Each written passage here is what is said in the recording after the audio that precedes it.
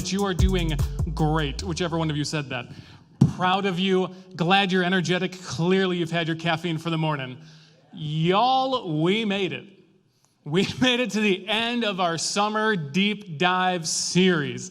It has been 8 weeks looking at 2 books of the Bible. Like first we start off in June with Philippians talking about joy and like that thank you note that Paul and Timothy wrote this church in Philippi for the mission support. They're like, hey, thanks for sending us stuff. Here's a thank you note, which is just a good practice to be in. But it's all about joy, and it's got some great one-liners like, to live is Christ, to die is gain. Or like, we can do all things through Christ who gives us strength in no matter circumstance we're in.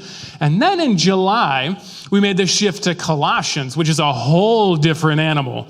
Right, we've been talking about identity. We're like, who is Christ? Who are we? What do we do? What's a Christian?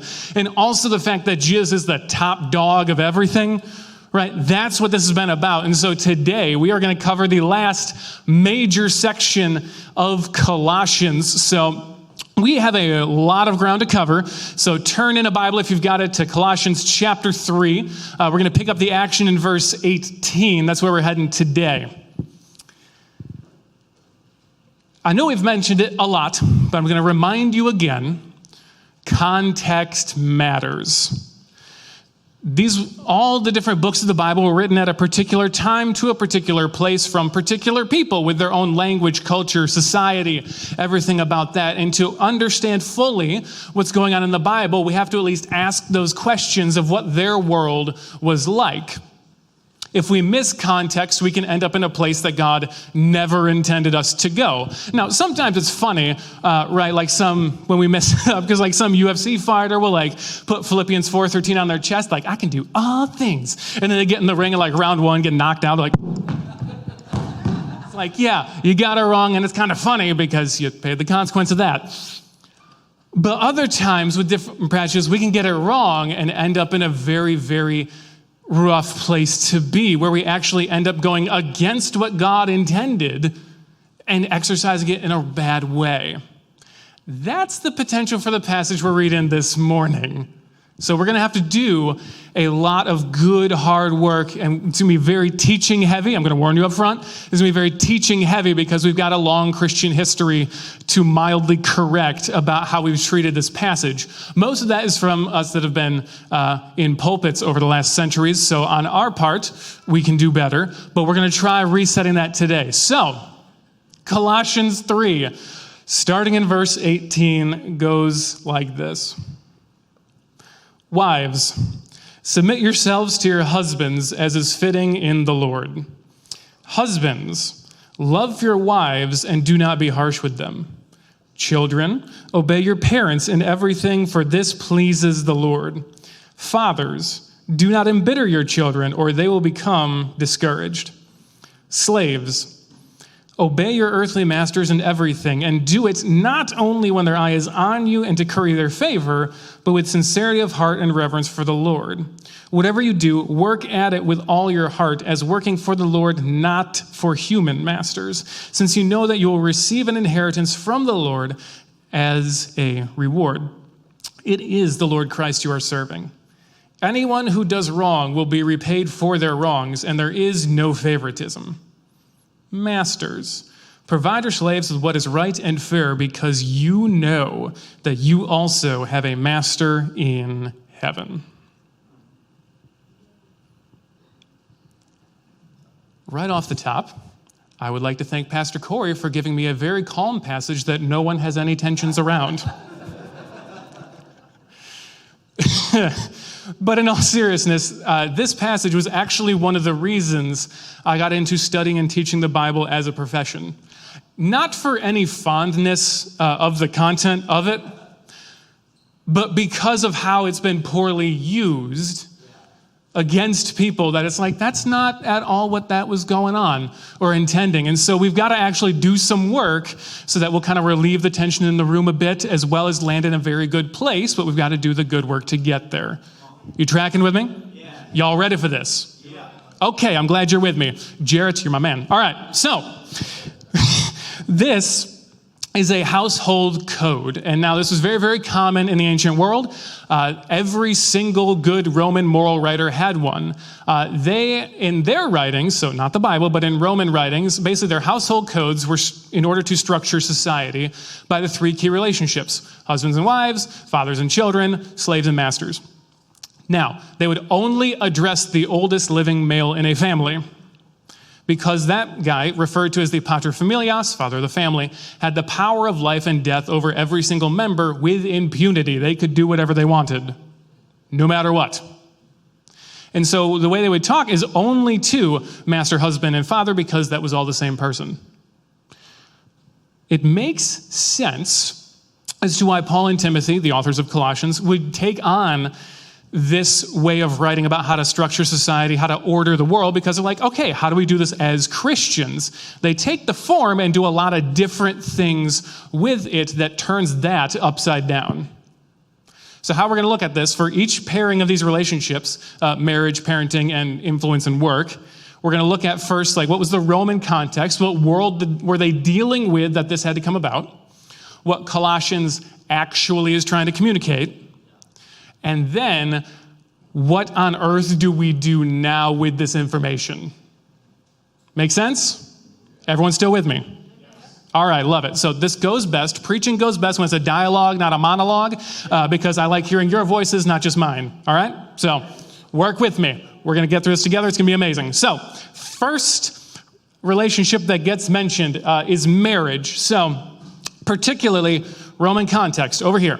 So women in the ancient world did not have much in the way of rights. To the Roman culture's credit, women were as liberated then as they have ever been up until the modern era, but it was still very restrictive, oppressive, and basically they were largely considered property. They didn't have the right to vote, hold land, any kind of deal like that. And basically their life consisted of being attached to their father, and then when they got married, to their husband. And that was kind of the authority figure and made the rules. And again, Roman men could do whatever they wanted. The particular point of interest for this passage is that transition between father's authority to husband. So there were two types of marriage in the Roman world: a with the hand and without the hand marriage. Like our wedding ceremonies end with kissing because we think that's romantic. We're like, and by the power vested in me by the state of Michigan and the Wesleyan Church, you may now kiss the bride. Their ceremonies, and thank you, their ceremonies ended with, by the power invested in me by the almighty Caesar, God Augustus, whatever, you may now shake hands. Apparently that was a romantic way to do it. But that moment was one of the rare moments where a woman in the ancient world had a choice. She could either do the marriage by shaking the hand or not. So by shaking hands and actually finishing the ceremony, they would be like, okay, I'm officially transferring myself from my father's authority to the husband's authority. I am a part of this family. I'm committed to it. I'm with it forever. All those kind of things. They could also do a without the hand marriage, which is, yeah, we're married, but I do what I want. Essentially remaining under their father's authority, but they moved into their husband's house, and so they would be under the father's authority, but he's not around, and so I'm not a part of this, I'm over here, I do what I want, and we don't really talk. That was without the hand marriage. Again, husbands, for them, they could do anything according to Roman law. For example, if they tasted wine on their wife's lips, they could divorce them. I know, weird. But here's what Colossians says into that environment. Wives, submit yourselves to your husbands as is fitting in the Lord. Husbands, love your wives and do not be harsh with them. A great irony over history is that the half of these relationship comments that we freak out about were normal in the ancient world. And the part that we're like, whatever, that's normal to us, they were freaking out about. So the side that bothers us a bit is this wives, submit to your husbands. Okay, essentially, wives, with the hand marriage is how Christians do it. Commit to that relationship. We're all on board. Be all in for that new family. The part that freaked out the ancient audience was this husbands love your wives bit. Because this word love, if you've been around church for an extended period of time, you've probably heard someone reference the Greek word agape, because this was originally written in Greek, not English. The verb form of that is agapao, which in essence means Do for someone else what is absolutely best for them without any regard for what you get in return. Husbands, do what is absolutely best for your wife no matter what without expecting anything in return for it. That's not do whatever you want. That's a high standard, and it's a lot higher than just commit to being a part of the family. So how we deal with this now? Marriage works best when we're both on the team. So on the wife's side, right, I do what I want, typically not helpful. But also commit to the relationship. Be like, yeah, I'm all in for what's going on here. This marriage, like I'm in it, locked in, we're going to go for that. Husbands, do the dishes without expectation of getting laid later. All right? Just be helpful. I love Overflow. But no matter what you're doing, even if it's like chores around the house, but also when it comes to those big decisions that you have to make as a team, as a unit, people get equal voice or should in marriage. Like when you're making those decisions, when it comes time to pull the trigger, do whatever is best for the other person, not what's best for you. Now imagine a marriage in which you don't have to worry about will my needs get met because you are so confident in the other person that you don't have to worry about it. That's what Christian marriage looks like. And that's what this passage is trying to get to. First of all, this passage has nothing to do with women in ministry. Please don't ever use it for that. This is dealing with marriage. If you want to talk about what the Bible has to say about women in ministry, I would love to. That's a message for a different day. Spoiler alert, equal. So, in marriage, be in it for the other person. Commit to the team. Be like, hey, no matter what's going on, we're in it together no matter what. That is Christian marriage. That is relationship number one. The next one, parenting. All right, Roman context. We're going back over here. Roman context of parenting. It was absolutely brutal to be a child in the ancient world. From the very beginning of your life, half of all children died before age 5. Now, some of that is due to medical issues, like they just did not have modern medicine, which makes it a lot easier to keep people alive, which is why we were so successful at it now. But also, there was another problem. So when a child was born, the primary concern that parents had was that they raise a strong, functioning, society on-board adult. Nothing else. The main value of children was that they would be adults someday. And so everything was aimed at make this a good Roman adult. So when a baby was born, the father, pater familias, head of the household, who these household codes typically address, would just stand at some kind of pavement around their home, and the baby would be placed in front of the father. Now, the father had two options. If he wanted, if he was like, you know what, we're taking this baby in, you'd either pick up the baby or give instructions for it to be fed, to be cared for, and to go with that. Other option is all the father had to do was to turn his back on that baby, and that was giving the order to throw it in a garbage dump. Wow. Or a sewer, or abandon in the wilderness. This practice got called infant exposure, and it was normal and at sometimes celebrated in the Roman world. It was actually a Christian distinctive that we thought that was bad.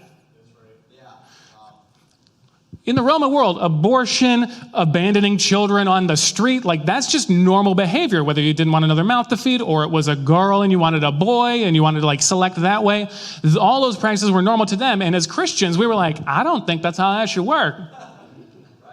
That's a person.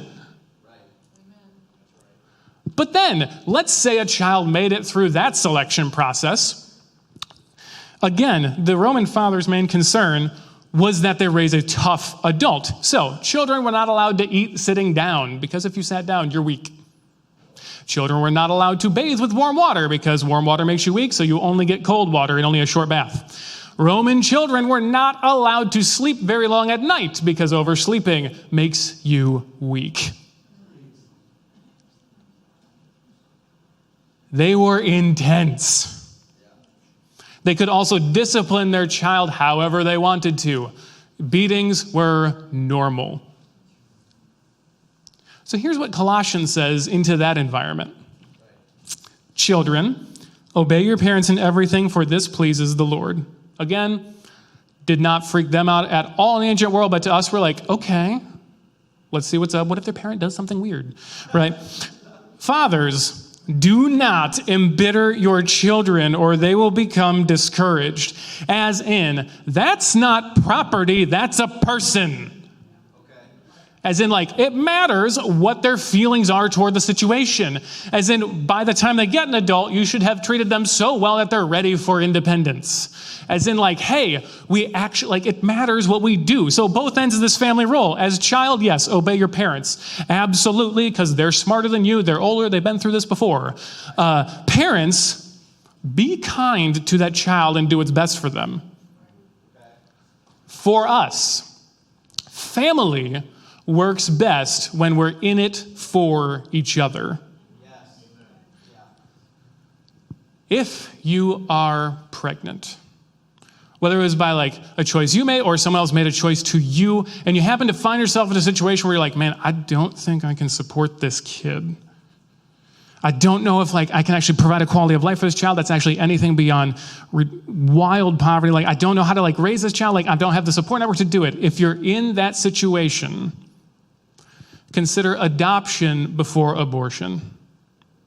That's why places like Bethany Christian Services in town exist, because the best thing for that child is to get to live.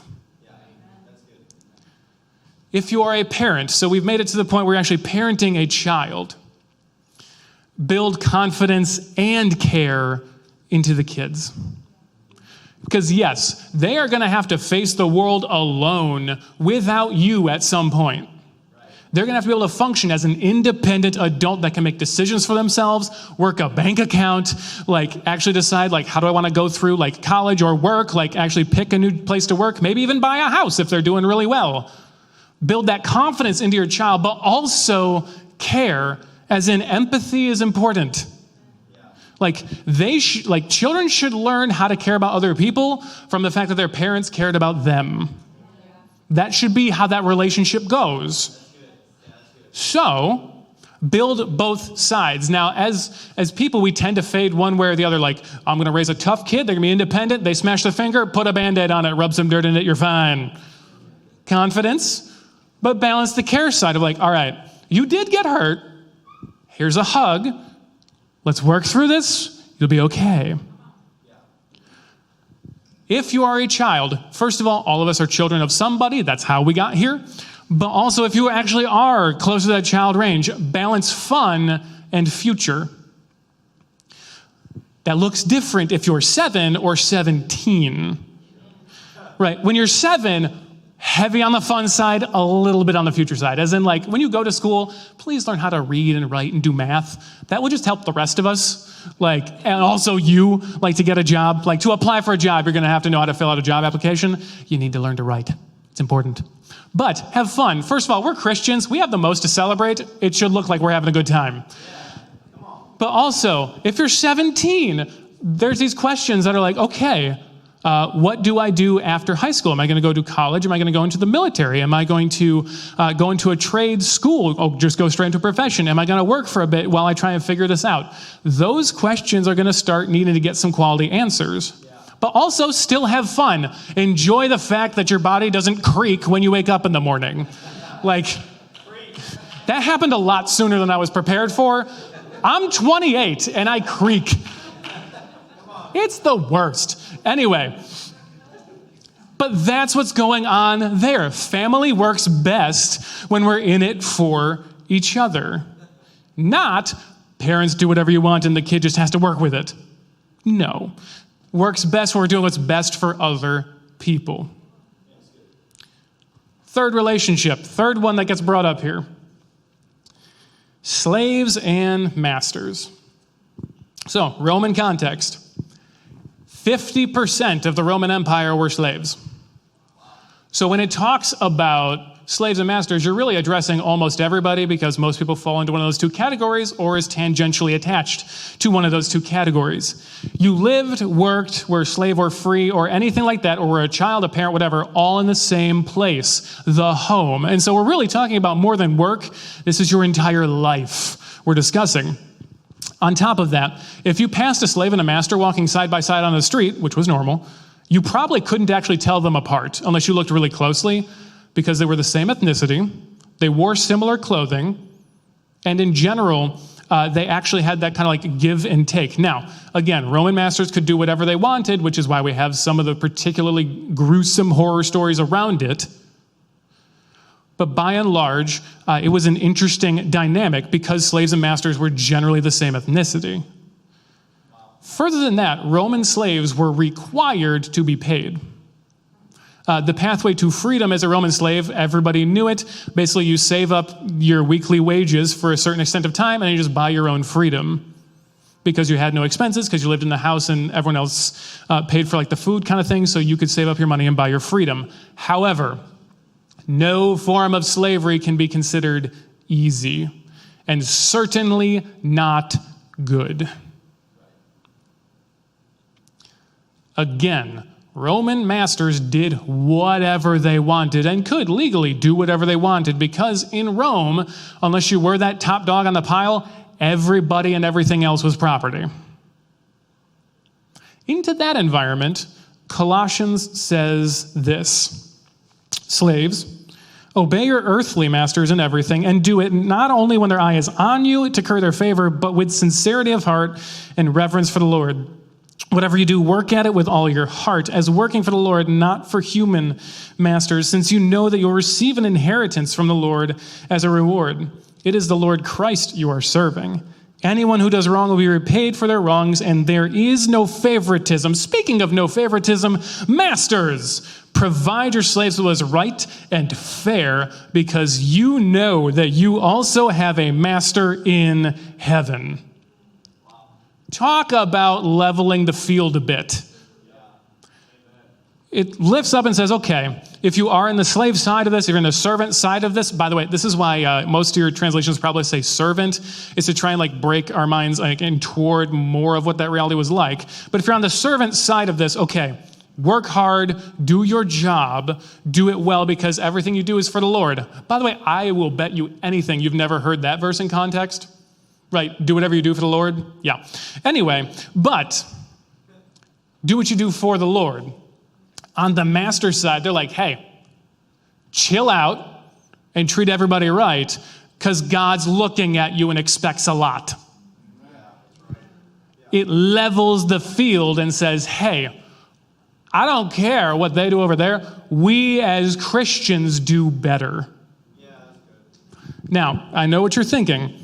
Wouldn't it have been easier? Wouldn't it have been better? Wouldn't it have been what we'd hope for more if Colossians just came out and said, let's all abolish slavery? Yeah. Right? That's usually our first thought, like, man, that sounds different than what I would have wrote. And correct, it's different than what I would have written because I'm in 21st century America. But there's two reasons why it's done this way. One, the ancient world could conceive of existence without slavery as readily as you can imagine not having the internet. Like the early church, even about 300 years after this, was like, okay, all of us want to get rid of this practice, but we don't know what to replace it with. We don't know how to care for everybody, and so we're going to continue working and level things out as best as we can. But here's the second thing. God knows something we typically don't recognize. I know. Surprise. God's a bit smarter than we are. Laws follow culture. They do not create it. Every law that has been passed in the United States ever has been a reflection on what the culture valued, not setting a tone. Like, there's a reason the very first amendment to the Constitution is freedom of press, speech, and religion, because that's why a lot of them came to America, to have that. There's a reason the federal government just made Juneteenth a national holiday, because enough of us cared about it that they're like, oh, we should like put that in paper and writing. Laws follow culture. So the way to actually get rid of slavery is to create a culture where it's no longer necessary. That was their method. And so when you get into a culture where not only do wives and husbands, they're like on the team working for each other, when you create a family structure, which is the entire household you live in, right, where everyone's in it for each other, and then you create a master-servant relationship where it's like, yeah, everyone's treated correctly, fairly, and given what's due to them, you no longer need slavery. Through that methodology is how a bunch of Christians led the abolition movement 1,800 years later. Because we created a world in which we didn't need it. But just in case you weren't sold that the Bible was against slavery, the letter of Colossians was actually not the only Weird sentence. Okay. Colossians was not the only letter delivered to the church at Colossae at that time. The other one, thank you for working with me. I appreciate your patience. Sometimes I trip over my own words. Anyway, the letter of Colossians was also delivered with Philemon. Philemon was the owner of the house that the church at Colossae met in, and the subject of Philemon is this guy named Onesimus, who was a runaway slave from that household. Essentially, he had run into Paul on one of Paul's journeys, and then Paul was like, hey, how about you believe in Jesus? And Onesimus was like, that sounds awesome. Let's do that. And so Paul had Onesimus carry Philemon and Colossians back to the Colossian church. In the letter of Philemon to his former master that Onesimus had to carry and likely recite and perform for the whole church, this was Paul's command.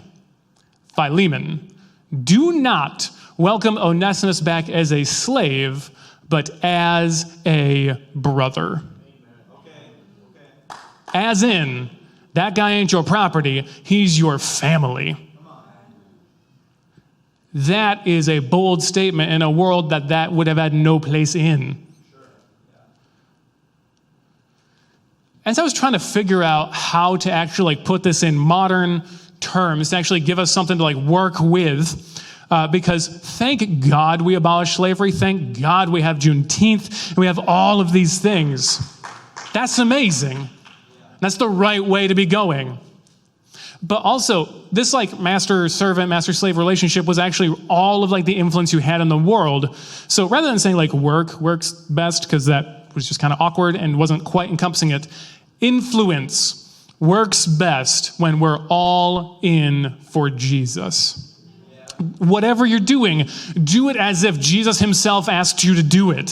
So when you go to work, if your boss is like, hey, it's your turn to clean the bathroom, great, awesome. It will be spotless. When you go home, what is best for your family? Do that. When you go to coffee, learn the name of the barista, and just be like, hey man, how you doing? A great practice to be in. When you go through a drive-through, they're expecting you to be really demanding. What if you were really kind and crack some jokes with them, not when they're out of a rush? Have a good time with it. But whatever you're doing, do it for the Lord. Influence works best when we're all in for Jesus. Now, I want to give you one more observation about this passage, and then we'll push toward our conclusion. But I want to give you one more observation about this passage. In the Roman household codes, you only addressed the husband, father, master. Colossians addresses women, children, and slaves. In the Roman world, when you made a list, whoever you mentioned first had more dignity. You remember who Colossians mentions first? Wives, children, slaves. Colossians elevates people and says everyone has dignity. No matter who you are, if society is like, nah, we're going to try and push you down under the boot. Colossians is like, no, we ain't doing it that way. We're going to raise people up. But also, if you are on top, remember, God's staring at you and expects a lot. We're going to bring you down several pegs so that low things are raised, high things brought down, so it is level. That is what's going on in this household code, not anything else. Dignity goes to everybody, whether you're on top or bottom in any sphere of influence you have. Everyone has dignity. Everybody matters. Everybody's important. But what do we do with all of this newfound dignity? What do we do? Right back to Colossians 3:23, it says, whatever you do, work at it with all of your heart as working for the Lord, not for human masters, since you know that you will receive an inheritance from the Lord as a reward. With this dignity, we go all in for Jesus. That's how being a Christian works. So as a way to wrap up this entire summer deep dive series, everywhere that we've been going, everything we have done, everything we talked about the last 2 months, I want to give you this last statement. What it means to be a Christian, in whatever context you find yourself in, whatever relationships you have, whoever you are, what it means to be a Christian is to be all in for Jesus. Let's pray. God, thank you for today. Thank you for the opportunity to spend some time in your word, hang out, and get to see what you intend by what you say. God, give us the strength to be able to challenge things that we've understood wrongly, and give us the comfort level to be able to work with them. God, thank you for what you have done for us. Not only in that you came for us, but you also gave us dignity. You showed us how to live, gave us a new way to engage with our world, where it's not about who has more or less, but it's about everybody always. God, it is the absolute best privilege of our lives to get to be on your team. And so, God, as we engage with the rest of today, as we engage with the rest of this week and our lives to come, help us to be absolutely all in for you. There's nothing better than serving a God who can make all things happen. There's nothing better than serving a God who can do everything necessary to make things right.